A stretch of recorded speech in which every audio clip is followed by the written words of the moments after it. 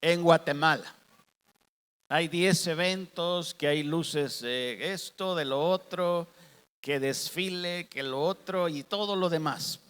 Pero siempre recordamos que ninguno de estos eventos va a superar lo que nosotros celebramos, porque nosotros celebramos que Jesús nació, que Jesús es nuestro Salvador, que Él es nuestro Rey. Y en esta serie que estamos empezando, estamos enfocando tres cosas básicamente. Es quién es Jesús. ¿Quién es Jesús? Jesús es el Hijo de Dios. ¿Cuál fue la misión de Jesús? Salvarnos. Y también cómo es el carácter de Jesús. Esto va a ser lo de diciembre. ¿Quién es Jesús? ¿Cuál fue su misión? Y cómo es su carácter. Así que todo el enfoque está en Jesús. Todo nuestro gozo va a ponerse en la persona de Jesús.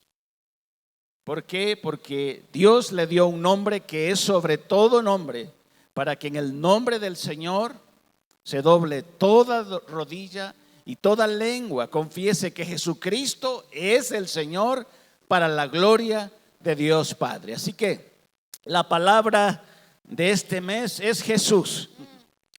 Jesús. Y hoy pues tenemos el gozo de tener aquí a Adán y a Miriam, ¿verdad? Bienvenidos, ¿verdad? Entonces quiero pedirle a Adán que pase adelante, pero bienvenida también ahí, Miriam, a la casa del Señor. Conozco ya por muchos años a Adán y estuvimos celebrando sus 60 años. No parece, no sabía que yo era mayor que él, se ve tan bien, pero gozando la trayectoria de este siervo de Dios. Pero algo que resaltó fue el modelo para tus hijos. Tus hijos dieron testimonio y eso nos da gozo de ver cómo en tu ministerio diste prioridad a ser un modelo, sirviendo a Cristo para que Cristo fuera reflejado en tu vida. Así que jugamos juntos allá el fútbol en esos tiempos, estudiamos juntos. Hoy pues no servimos juntos, estamos en diferentes ministerios, pero nos da gozo tenerte y saber que Dios tiene una palabra para nosotros. Como repetía, estamos viendo quién es Jesús, cuál fue la misión de ese niño y cómo ese niño ya ha crecido y dando su vida modela ese carácter para nosotros, ¿verdad? Así que voy a orar para que el Señor te use y que esta mañana salgamos inspirados, motivados, retados, transformados por la palabra que Dios va a darnos. Padre, gracias te damos por este tiempo tan especial para nosotros. Hemos adorado y hoy estamos aquí listos, preparando nuestro corazón para recibir el consejo, la palabra que traes a través de tu siervo. Lo bendecimos su vida y esperamos que el Espíritu Santo lo guíe para traernos esos desafíos, ese conocimiento de la palabra que se convierta en transformación. Gracias te damos en el nombre de Jesús. Amén y amén.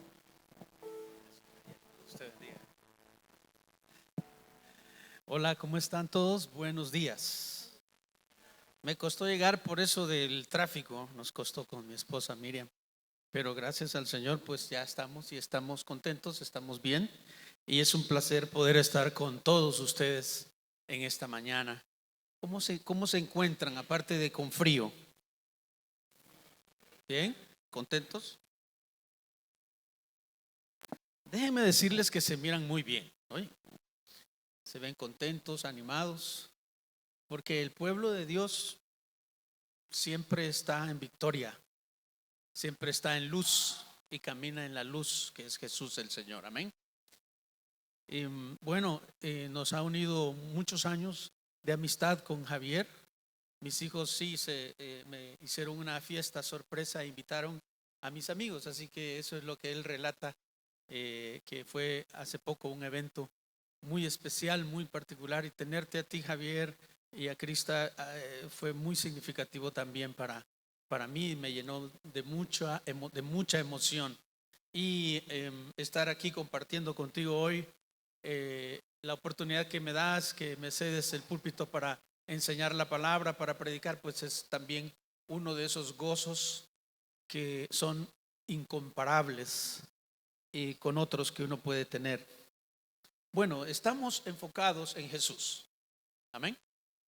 Y hoy vamos entonces a enfocarnos en el asunto relacionado a la deidad de Cristo. Sí. Jesús. ¿Quién es Jesús? Dijo el pastor, preguntó aquí, ¿no? ¿Quién es Jesús? La pregunta.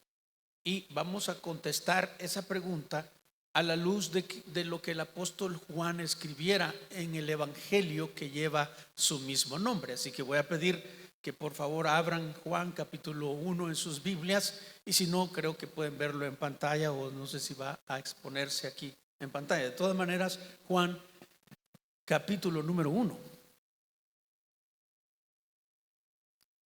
Y quiero comenzar hablando acerca de y contestando la pregunta que Jesús, ¿quién es Jesús? Para muchos es solo un profeta.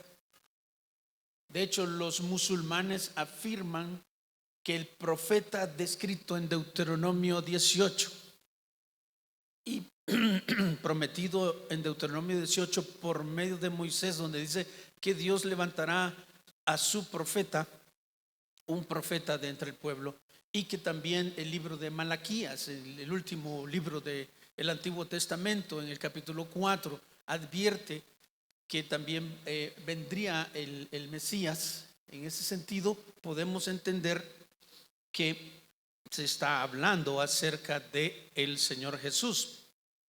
Pero no es solo un profeta. Los de la religión del Islam aseguran que ese profeta era Mahoma, y que el mismo Jesús reconoció que Mahoma es el que nada que ver. Nada que ver. Increíble. Pero las afirmaciones de Juan nos van a ayudar a comprender un poco más sobre esto. Es decir, entiendo que aquí todos creemos en Jesús. Amén.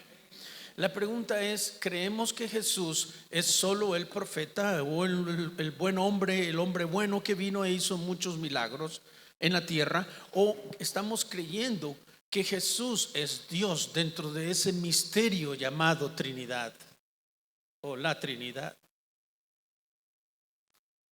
Un concepto que, por cierto, no aparece en las Escrituras, pero que todas las evidencias desde el libro de Génesis capítulo 1 hasta Apocalipsis tenemos evidencia de la existencia de Dios Padre, Dios Hijo, Dios Espíritu Santo.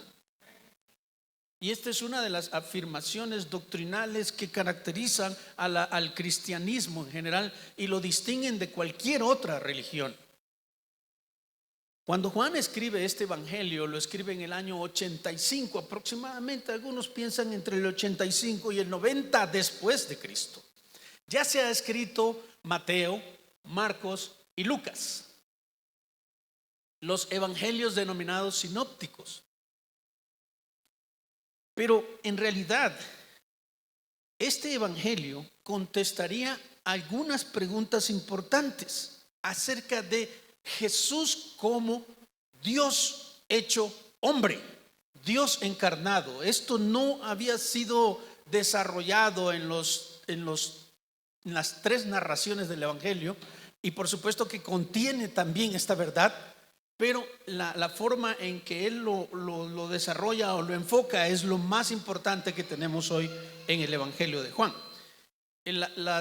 Los evangelios o las tres narraciones de Mateo, Marcos, Lucas y Juan acerca del evangelio quizá no podían responder a las siguientes preguntas. ¿Cómo sería Jesús? ¿Qué obras haría?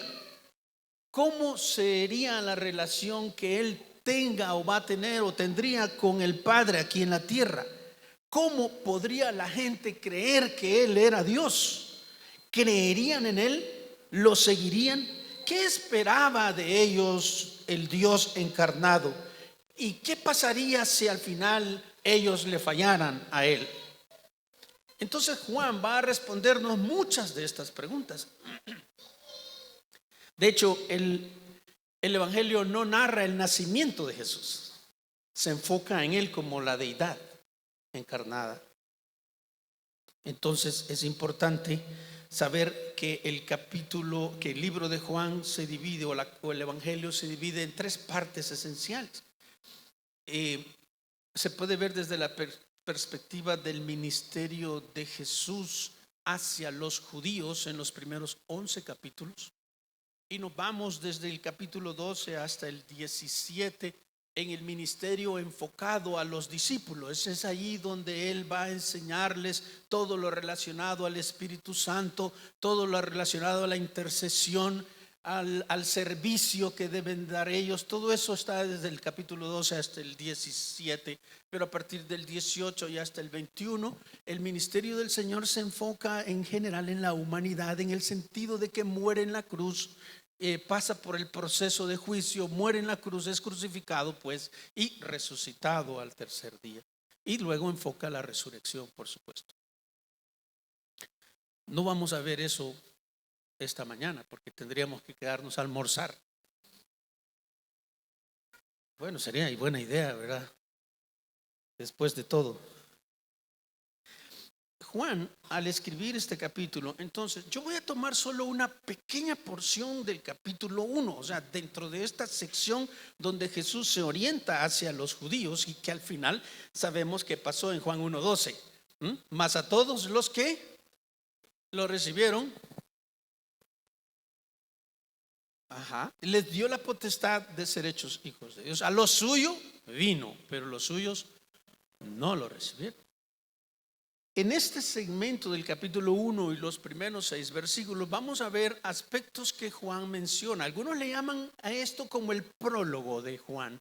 Es decir, aquí vamos a ver en esencia, no solo en los primeros 6 versículos, pero en todo el capítulo, lo que él va a desarrollar más adelante es impresionante. Él va a enfocarse en palabras como el verbo, como la vida, como la luz. Él va a enfocarse en términos como el Hijo de Dios encarnado. Él va a enfocarse en Jesús como el Cordero de Dios en el capítulo 1. Va a ayudarnos a entender que Jesús es testificado por Juan el Bautista, también aquí en el capítulo 1.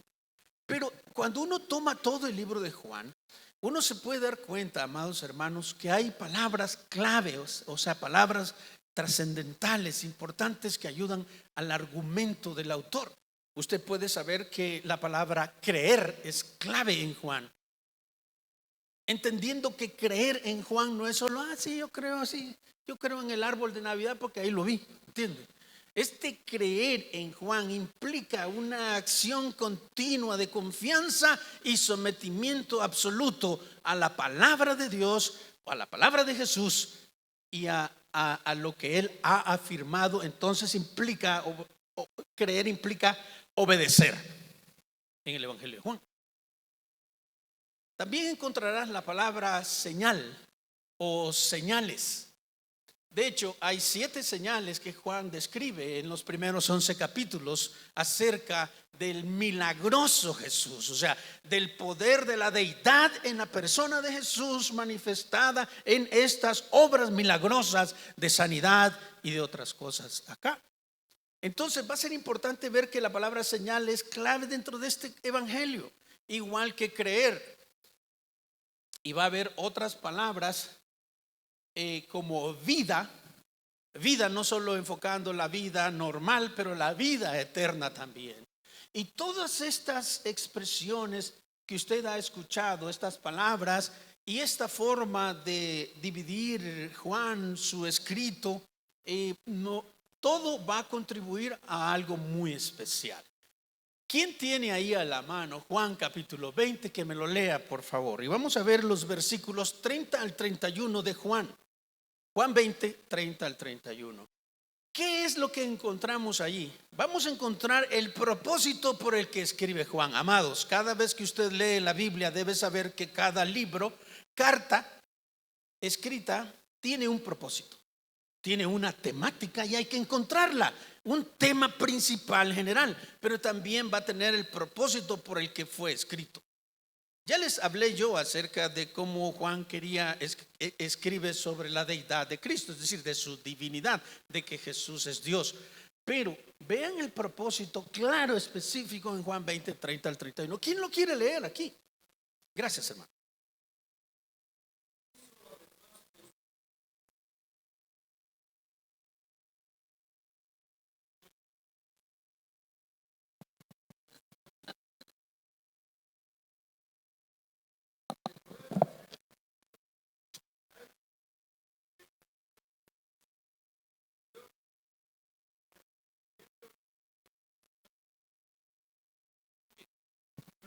Notemos ahí, ¿qué propósito tiene Juan al escribir? Que creamos. ¿Para qué? Bueno, primero antes del para qué en Juan 20, 30 al 31 es ¿en quién debemos creer? ¿Y cómo está descrito ahí? Hablando de su divinidad. El Hijo de Dios, cuando usted lo encuentra en la Biblia, subrayelo, porque habla de la divinidad, es decir, del origen, es decir, Jesús en esencia siendo Dios. Ahora, ahí también encontramos no solo quién es Jesús, sino para qué creemos en Él. Es para tener vida eterna, aparte de la descripción de la cantidad de milagros que no están registrados acá. Pero la verdad es que lo que tenemos es más que suficiente. Y yo diría, no solo desde la perspectiva teológica, bíblica, descrita allí, pero también de la experiencia humana, de la nuestra. Porque nosotros podemos afirmar que Jesús es Dios, siendo un Dios real, que se comunica, que comparte, que se compadece, que ejerce misericordia, que nos llena de su bondad, de su gracia cada día. Él es Dios y gozamos de eso. El primer aspecto está en Juan 1, 1 al 2. Veamos cómo Juan presenta la deidad de Jesús. En Juan 1, 1 y 2 encontraremos que la deidad de Cristo es revelada como el verbo de Dios. Es decir, al utilizar Juan el concepto de verbo, implica allí la idea de la deidad. ¿Por qué?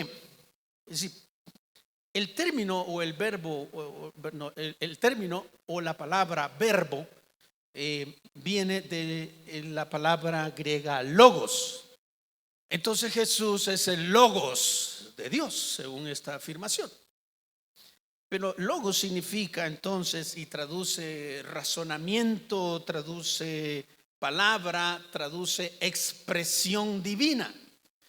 Juan usa un concepto muy conocido entre los griegos, pero también muy conocido entre los hebreos, para describir que Jesús es la expresión de Dios, es la expresión divina, es quien revela al Padre. Él es la revelación y explicación del Padre, es lo que está diciendo acá. Pero a la vez, no solo dice que en el principio era el verbo, en el principio de qué, en el principio de todo, en el contexto de la eternidad. Y el verbo era con Dios y el verbo al final dice era Dios. La verdadera traducción, perdonen la expresión, una de las traducciones puede ser esta: en el principio del tiempo, de la materia, del espacio, del universo, era el verbo. Y el verbo estaba cerca de Dios, en una intimidad con Dios. Entonces, en una íntima relación con Dios. Y luego dice, y Dios era el verbo. Entonces entendemos que el verbo no es un concepto filosófico griego nada más. El verbo implica aquí a una persona, es aplicado por Juan a no una cosa, sino una persona, puesto que una cosa no puede tener relación con nadie. Por ejemplo, es lo que está expresando este pasaje. Y este estaba al principio con Dios. Es la descripción. ¿Cómo sabemos que Juan está hablando de Jesús en el concepto del verbo? Bueno, veamos la evidencia en el capítulo número 1 y versículos 10 y 11. En el mundo estaba, el mundo por él fue hecho, pero el mundo no le conoció. A lo suyo vino y los suyos no le recibieron. Entonces está hablando de una persona. Veamos el versículo 14. Y aquel verbo fue hecho carne y habitó entre nosotros, y vimos su gloria, gloria como del unigénito del Padre, lleno de gracia y de verdad. Observe el versículo 18. A Dios nadie le vio jamás. El unigénito Hijo que está en el seno del Padre, Él le ha dado a conocer. Versículo 19. Este es el testimonio de Juan cuando los judíos enviaron de Jerusalén sacerdotes y levitas para que preguntasen: ¿tú quién eres? Y él da el testimonio hasta los demás versículos, llegando en el versículo 27 diciendo acerca de Cristo: este es el que viene después de mí, el que es antes de mí, del cual yo no soy digno de desatar la correa del calzado. Está hablando de Jesús, el Señor. El verbo es Jesús. Pero esto, ¿qué implica, amado hermano? Esto implica que esto va a hablar de la existencia del verbo, de la preexistencia de Cristo. Ustedes recordarán qué es lo que dice Juan 8:58. Alguien aquí me lo lee, por favor. Juan 8:58.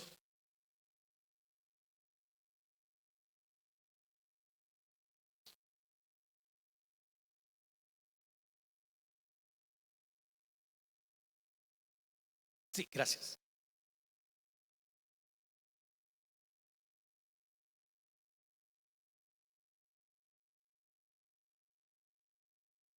¿Qué afirma Jesús? Antes, porque todos, nuestro padre Abraham, aquí los jactándose los, antes que Abraham fuese, yo soy. Está hablando de su eternidad, de su preexistencia. También, entonces, es importante saber que este verbo es Jesús y por tanto es Dios. Ahora, Juan va a revelarnos mucho acerca de Jesús en relación a su deidad. Una parte importante de este relato lo van a encontrar en uno de sus milagros, y en Juan 5, vamos a ir a Juan 5, por favor, un poquito más adelante, porque no se olvide que en el capítulo 1 está introduciendo Juan todo lo que vendrá más adelante, pero en Juan 5 nos habla una cosa muy especial. Si usted lee Juan 5, 5 al 9, estamos leyendo bastante la Biblia, ¿verdad? ¿Están contentos o no? Ay, qué bien, claro que sí. Vamos en Juan 5, 5 al 9. Y había allí un hombre que hacía 38 años que estaba enfermo. 38 años de cargar una enfermedad. Cuando Jesús lo vio acostado, este es el paralítico de Betesda, y supo que llevaba ya mucho tiempo así, le dijo: ¿quieres ser sano? Usted tiene 38 años de padecer una enfermedad y el Señor se le revela y le dice: ¿quieres ser sano? Yo me le tiro ahí. Por supuesto que Señor, ¿tú me estás viendo pues? ¿Me entiende? Algo así diría yo. Él le dijo: no tengo quien me meta al estanque cuando se agita el agua. Había un acto milagroso de una agitación allí del agua. Cuando eso sucedía, la gente debía introducirse al agua y salir sano. Le atribuían a Dios esa obra, y era Dios quien lo hacía. Era el medio que Dios hacía. Era como una medida de fe que debía dar la persona. Si crees en la sanidad de Dios, da el paso, y eso es: métete al agua.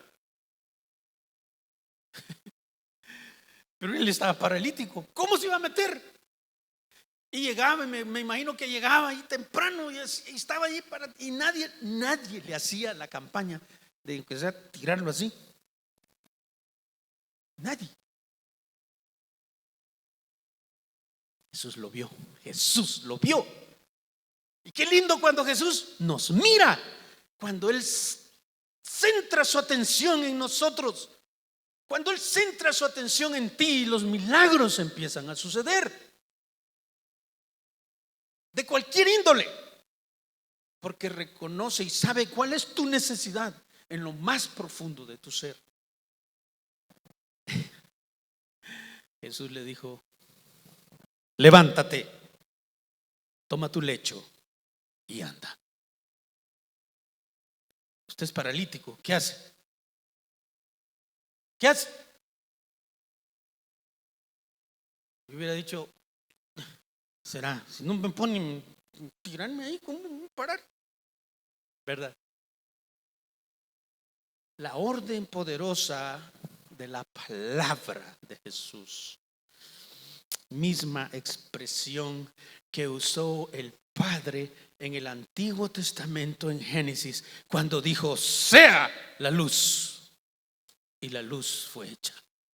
Aleluya. Entonces podemos ver el poder de la palabra, el poder del logos de Dios. Y este es el logo encarnado diciéndole a un paralítico: levántate. Y el hombre se levanta por el poder del Espíritu de Dios allí. Y empieza a caminar y sentir que puede hacerlo. Y deja tirado todo y se va. Esto es poderoso. Al instante aquel hombre fue sanado, versículo 9. Al instante, con la palabra dicha por Jesús. ¿Cuántas veces le hemos dicho al Señor: di la palabra y yo seré sano, Señor? Tengo testimonios en mi vida, en mi familia, de este hecho, porque Él no solo lo hizo, sino que continúa haciéndolo. Porque Él es Dios.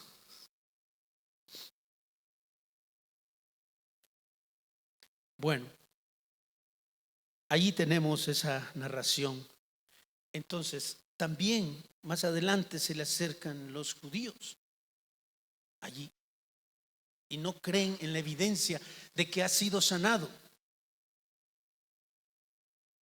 Entonces también Jesús entra a la escena para hablar del perdón de pecados y para que los hombres entendieran que era más fácil decirle al hombre: levántate, o que sus pecados sean perdonados, y Él le dijo: tus pecados te son perdonados, en el relato del Evangelio. Así que le sana no solo la vida física, pero también le restaura la vida espiritual. Ese es Jesús a quien hemos venido a adorar. Vamos a darle un aplauso a Él, ¿o no? En reconocimiento. Es para ti, Señor. Es para el Señor. Entonces la deidad ha sido claramente expuesta por Juan, el Verbo de Dios, haciendo esta obra. Pero Juan no se queda ahí. Juan va a hablarnos acerca de la acción de la creación del Verbo de Dios. Y otra vez enfatizando que no es un concepto filosófico, pero es la palabra dinamizada de Dios, la expresión del Dios mismo hecha realidad en la vida de Jesús. Porque cuando usted lee Juan el capítulo 1, usted va a entender aquí el versículo 14. Y aquel Verbo fue hecho carne y habitó entre nosotros y vimos su gloria. La gloria del templo se fue en el tiempo del libro de Ezequiel y no volvió a aparecer hasta que la misma gloria de Dios vino a la tierra en la persona de Jesús. Tú no puedes dejar de ver este versículo sin conectarlo, por ejemplo, con Filipenses capítulo 2, versículos 6 en adelante, que Él, siendo Dios, no escatimó ser igual a Dios como a cosa a que aferrarse.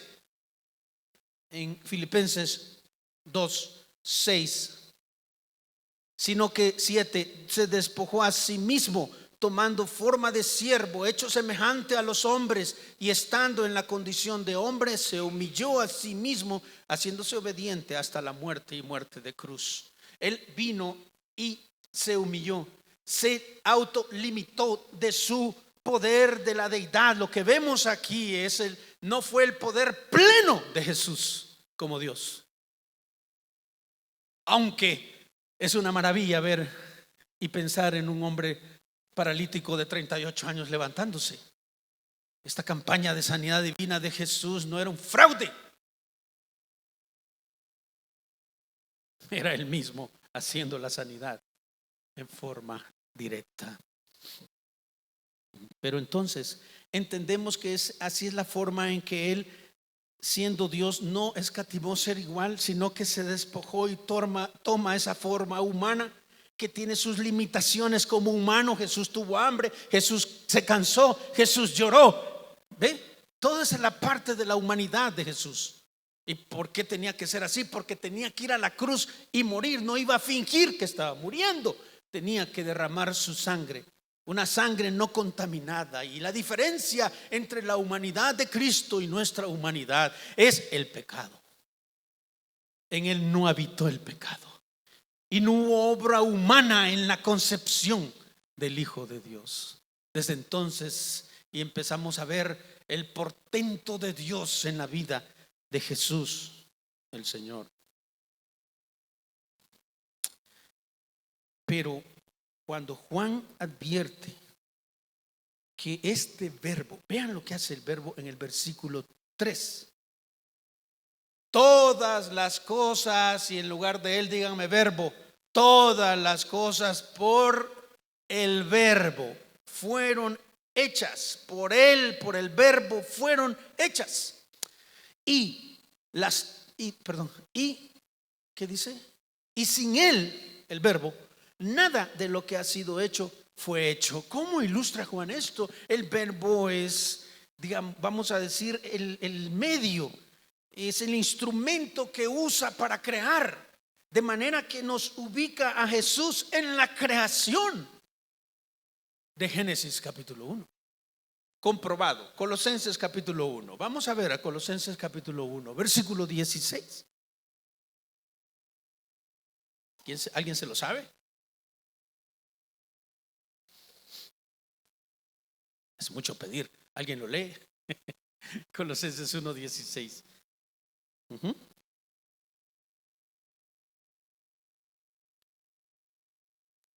Ok. Y dice: porque en él fueron creadas todas las cosas. ¿En quién? ¿En quién? Dígame, ¿en quién? En Cristo, el verbo. Las que hay en los cielos y las que hay en la tierra, visibles e invisibles, sean tronos, sean dominios, principados, potestades. Todo fue creado por medio de él y para él. Este es el Cristo que tú has venido a adorar esta mañana, descrito por el apóstol Pablo, descrito por el apóstol Juan. Y faltaría tiempo para ver de todos los demás textos que apoyan esta verdad. ¿Qué dice Hebreos 1, 2? Me encanta Hebreos. Ay, hermanos, Hebreos. Dios, habiendo hablado muchas veces por medio de los profetas y de muchas maneras en otro tiempo a los padres por los profetas, hoy nos ha hablado por el Hijo. En estos posteriores días nos ha hablado por el Hijo, a quien constituyó heredero de todo. Él lo creó. Y por quien asimismo hizo el universo, el verbo, el cual siendo el resplandor de su gloria, y noten esto, la imagen misma de sustancia, es decir, en esencia Jesús es Dios. De su naturaleza es divina. Más adelante van a hablar ustedes sobre el carácter de Jesús. Y yo he encontrado a miles de cristianos diciendo, cientos y millones tal vez, diciendo, es que Jesús era Dios, pues, ¿cómo no iba a ser amable, misericordioso? Usted tiene impartida la naturaleza divina por el Espíritu Santo, según Primera de Pedro capítulo 1. Así que tenemos la parte divina de Dios en nosotros y se llama Espíritu de Dios, que renueva nuestra vieja naturaleza. y la hace diferente. Entonces van a enfrentarse con estas verdades. Pero entonces, ¿qué tenemos acá? Que Jesús es la imagen misma de la sustancia de Dios. Él vino y explicó al Padre, es lo que vamos a encontrar en el capítulo 1 de Juan. Algunos le llaman Jesús es la exégesis de Dios. Nadie ha visto a Dios jamás, el Hijo le ha dado a conocer. Pero esta capacidad de creación, esta capacidad de crear ex nihilo en la expresión del hebreo en el capítulo 1, es Dios creando de la nada. Es también manifiesta en las obras de Jesús cuando Él viene y transforma el agua en vino en el capítulo 2, haciéndose presente en la boda de Caná de Galilea.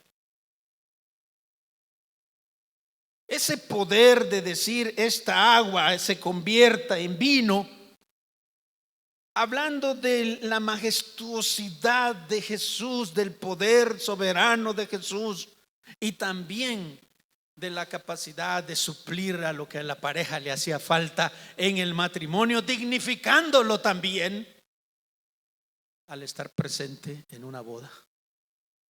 Es una de las cosas también que ayuda a entender cómo Jesús en su primera señal mostraba ser el Hijo de Dios, el Mesías, el Cristo, el Dios viviente hecho hombre. ¿Cuál fue uno de los nombres que se mencionan en las Navidades acerca de Jesús? Que dijo el profeta, y su nombre es Padre Eterno, Consejero, Príncipe de Paz, Dios fuerte. Ay, Dios, es impresionante. Y también Emanuel, que traduce Dios con nosotros, en la presencia de Jesús.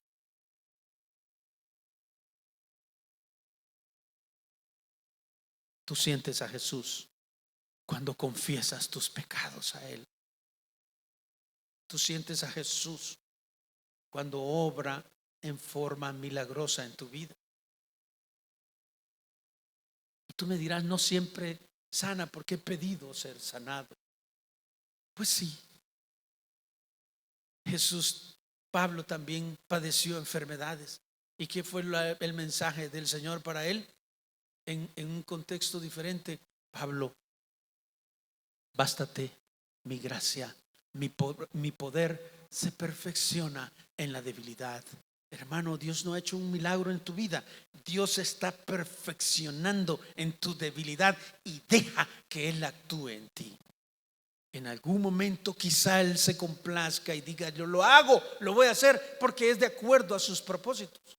Aparte de todo, nuestra naturaleza está en declinación constante y nosotros al fin y al cabo todos partiremos a la eternidad, ¿o no?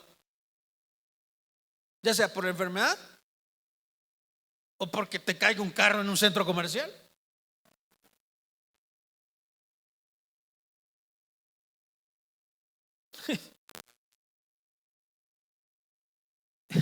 Es impresionante.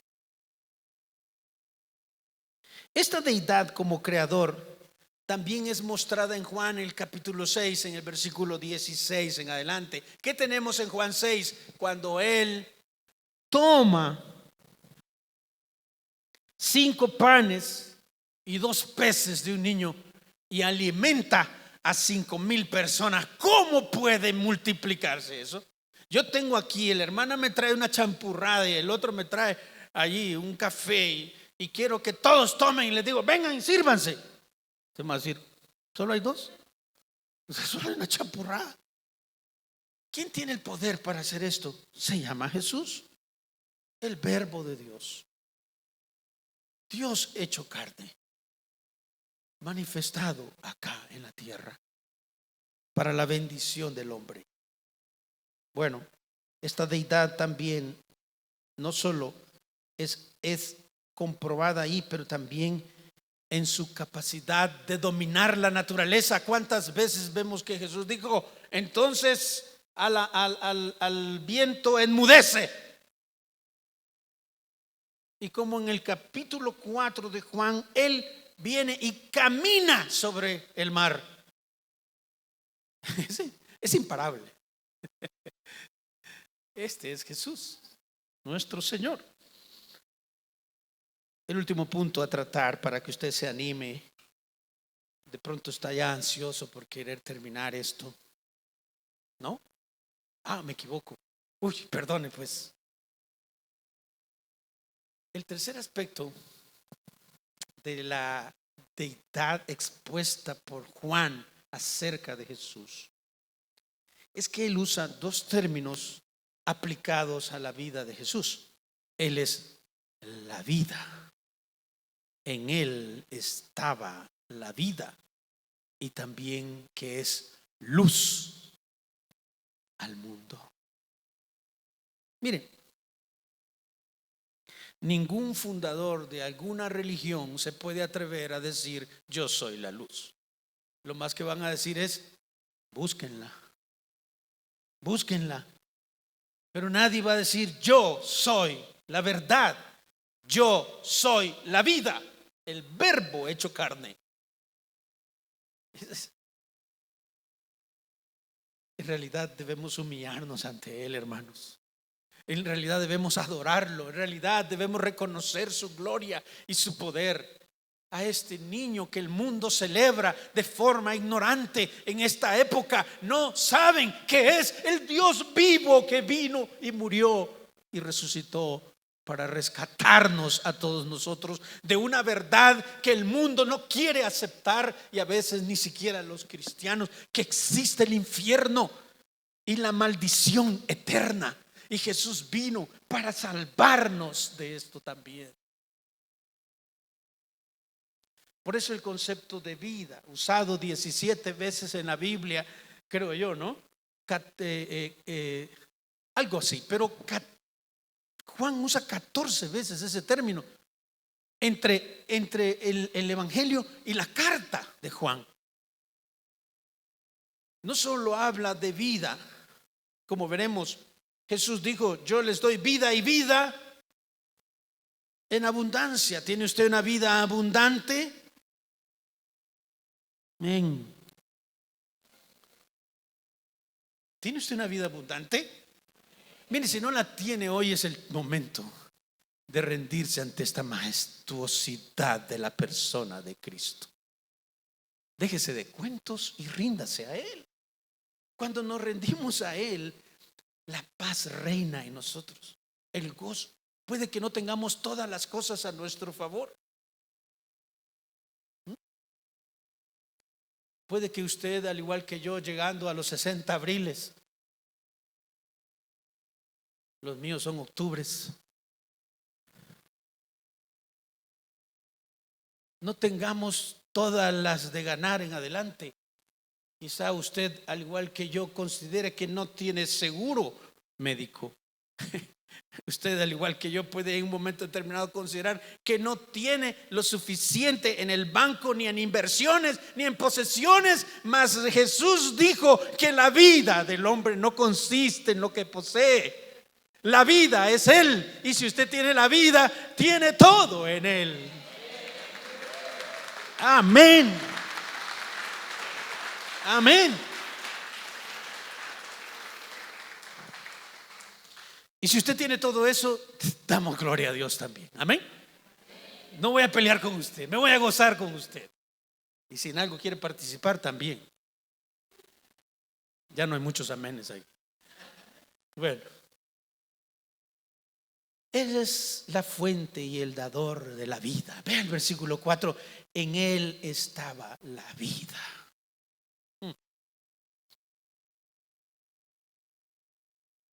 Debemos recordar Juan 14:6. Yo soy, dijo Él, el camino, dígalo, la verdad y la vida. Nadie viene al Padre si no es por mí. Pase por Jesús, crea en Él,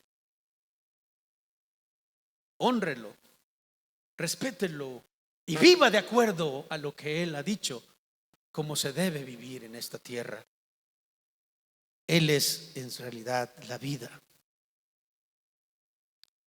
Entonces,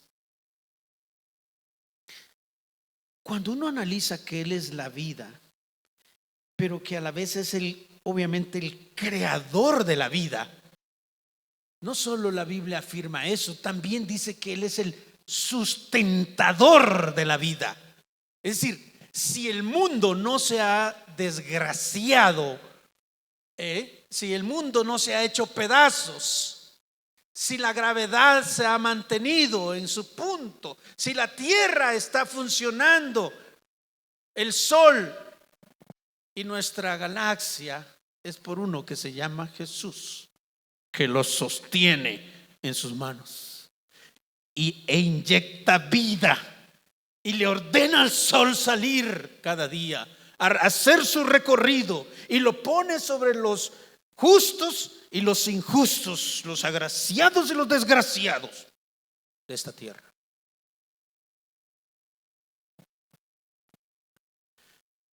Eso hace Él. Juan 10, 10 al 11. Si quiero que lo veamos. Juan 10, 10 al 11. Yo me emociono con esto, ustedes, pero yo creo que ustedes también, ¿verdad? Y no es solo por la emoción, porque esto es lo que produce la palabra de verdad. La vida la provee Dios a través de su expresión, de su palabra. Y cuando tomamos esa palabra, algo viene y nos fortalece, nos energiza, nos hace vivir, nos hace olvidar de nuestras penas, nos hace caminar a pesar de todo. Tenemos la esperanza en Él porque es la vida. Juan 10, 10 al 11, Jesús les dijo: el ladrón no viene, sino viene para hurtar, es decir, para robar y matar y destruir. Miren, quienes robaban, mataban y destruían eran los fariseos en este contexto. Eran los falsos pastores. Juan 10 habla del buen pastor. En contraste con todos estos religiosos de la época que imponían tradiciones adicionales a lo que Dios ya había dicho en su palabra. La interpretaban a su manera, y lo peor era que eran hipócritas, porque nada de lo que exigían que la gente hiciera hacían. Tenían 10 en la teoría y 0 en la práctica, porque ni siquiera fueron capaces de creer en el que venía del Padre, en el Hijo de Dios. Y Él se los dijo: ustedes son hijos del diablo, y las obras del diablo quieren hacer. Él es homicida desde el principio, les dijo. Y aquí en este versículo Jesús dice: a ustedes les están robando, los están matando, los están destruyendo. ¿Saben qué? Yo he venido para que tengan vida, y para que la tengan en abundancia. Yo soy el buen pastor, y el buen pastor su vida da por las ovejas. No, Jesús no vino a robar, a hurtar. Él no vino a matar. Jesús no vino a destruir. Pero estos lo rechazaron con un corazón duro e incrédulo, como puede ser el tuyo en este momento. Pero confío en que la palabra de Dios, que es un martillo que quebranta la piedra, puedas rendir tu vida completamente a Jesús, mi Señor, a quien yo he servido desde que tengo 14 años de edad. Y puedo testificar de la realidad de esta fe. Y puedo testificar. Y nadie aquí me puede decir: ¿por qué crees en Jesús? No deberías. No, eres tú el que debería, no soy yo el que no debería.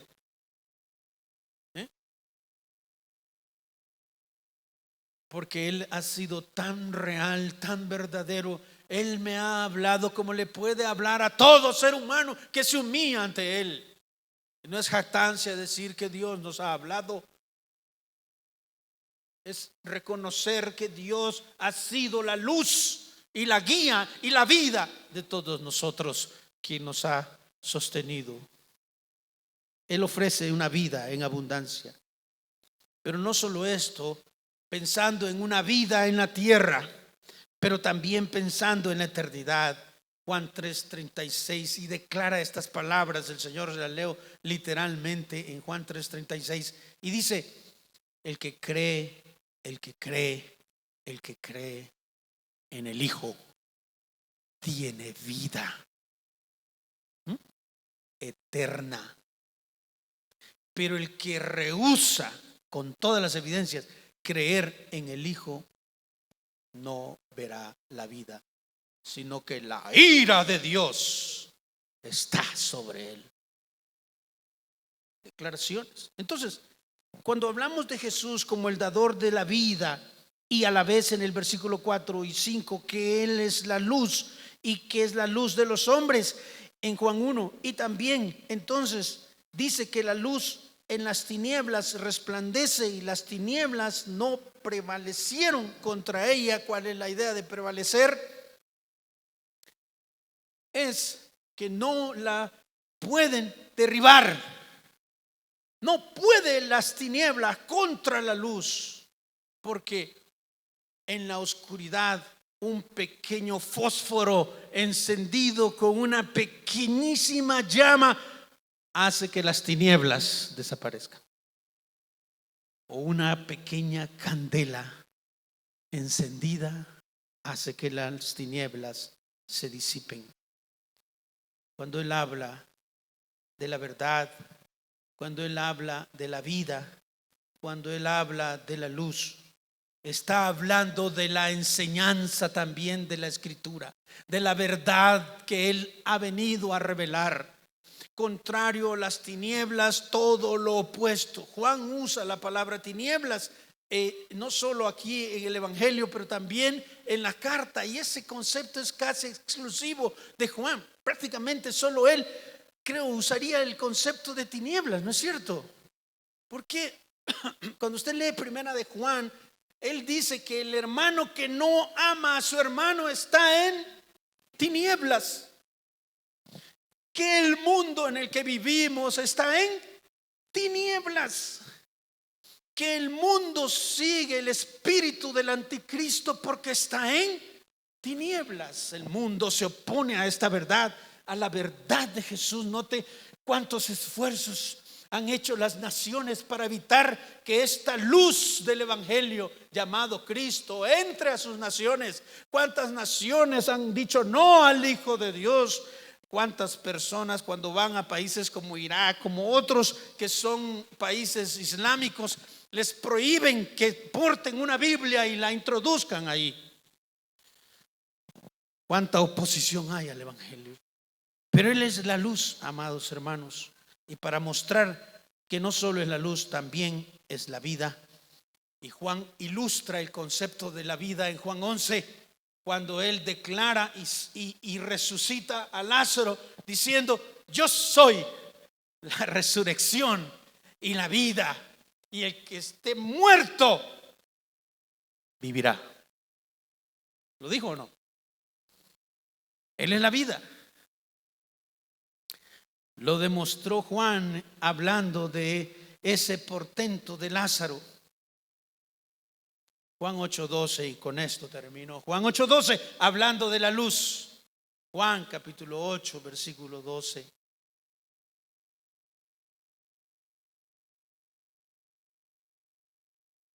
Otra vez Jesús les habló diciendo: yo soy la luz del mundo. Es decir, soy la salvación del mundo. Soy el verbo, no solo el verbo creador. Soy el verbo, la palabra salvadora. Soy el salvador del mundo. Soy la luz del mundo. Y el que me sigue, ¿qué dice? No andará en tinieblas, sino que tendrá la luz de la vida. Una luz que va a guiarle, una luz que va a iluminarle, una luz que va a prevalecer sobre las tinieblas. Esto es Jesús. Una última cosa que Jesús mostró al ser la luz es que sanó a un ciego según el registro de Juan en el capítulo 9. Al ciego de nacimiento.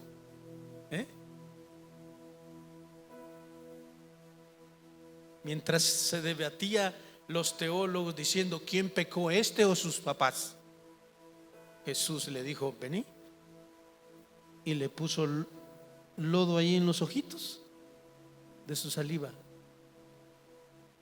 y fue sanado de nacimiento.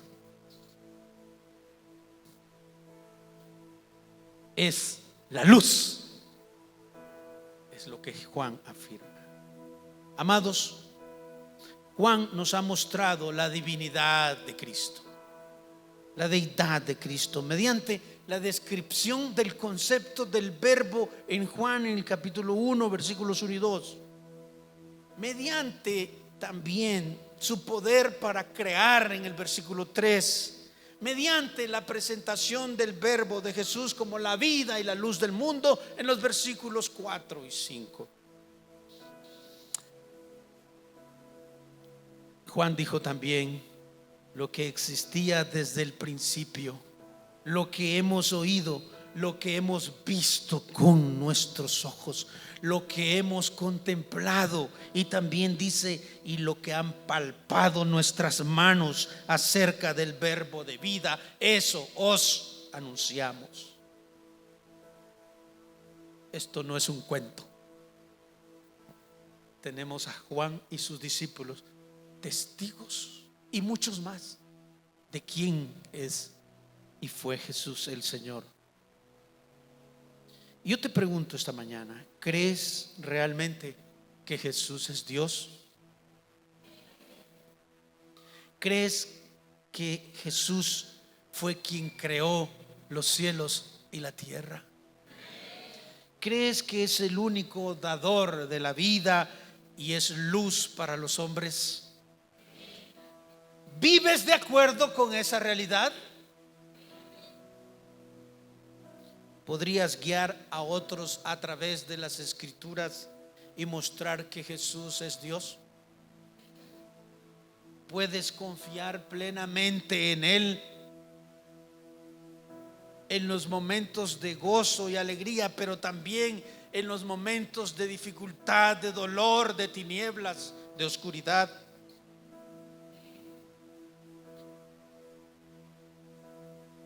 Quiero decirte que en la época en que Juan escribió y Jesús vivió, muchos creyeron en Él, pero también hubo quienes no creyeron.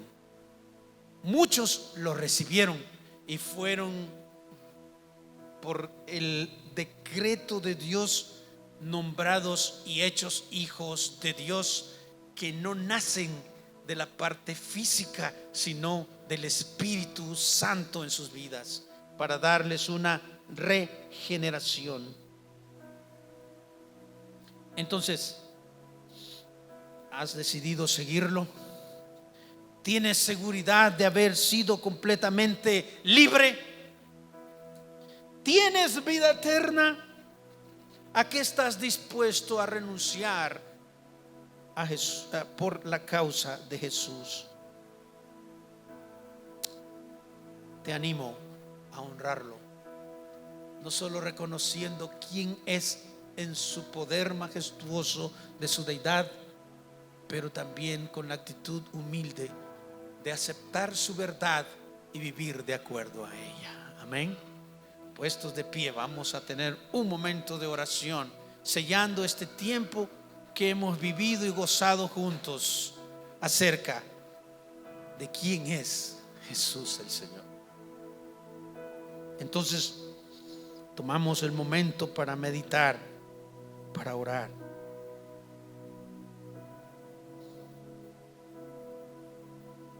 Gracias, Señor, por tu Espíritu que nos lleva a toda verdad,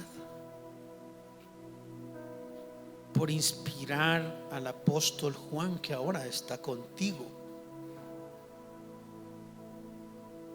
que goza de tu presencia, de tu luz que no es una natural, que puede sentir el calor de tu presencia, por medio del cual nos has revelado y nos has declarado que tu Hijo Jesús, Padre, en el orden descrito en tu palabra, es el Verbo, el Dios que en esencia es uno, que su sustancia y naturaleza es una, que Jesús manifestó al Padre y prometió al Espíritu que vendría y bautizaría en fuego, como lo fue y como sucedió, porque tú nunca fallas, porque tu palabra es verdad. Confesamos creer en tu Hijo Jesús como el auténtico Hijo de Dios. Y si por alguna razón tú estás aquí y aún no has rendido tu vida a Jesús, al Jesús revelado en la Escritura, como lo has visto, yo te invito a que hoy creas en Él, que lo recibas y que te conviertas en un hijo de Dios. Habrá una persona entre nosotros. Indíquemelo ahí donde está. Si hubiera una persona que este día se entrega a Jesús,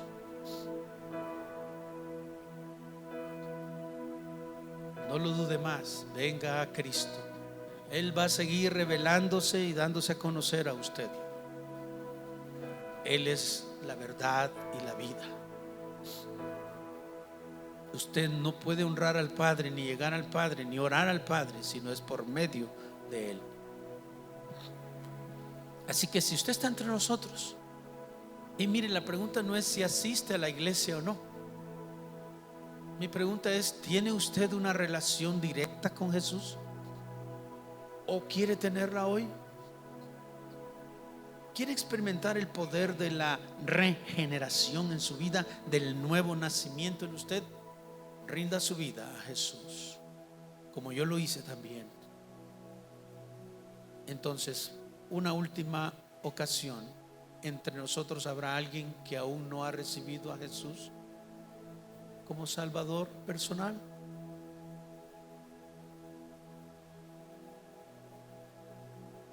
Padre, entiendo que todos aquí hemos creído en ti, o que si no, habrá una persona que seguirá considerándolo, para lo que te pido tu gracia y tu favor, para que la luz de tu evangelio, tú que eres la luz del mundo, ilumines también su vida, su camino, y pueda reconocerte quién eres. Hoy adoramos el nombre de Jesús. Hoy decimos: Jesús, eres Dios. Jesús, te necesitamos. Obra milagros en nuestra vida hoy. Necesitamos sanidad en muchas partes de nuestro cuerpo,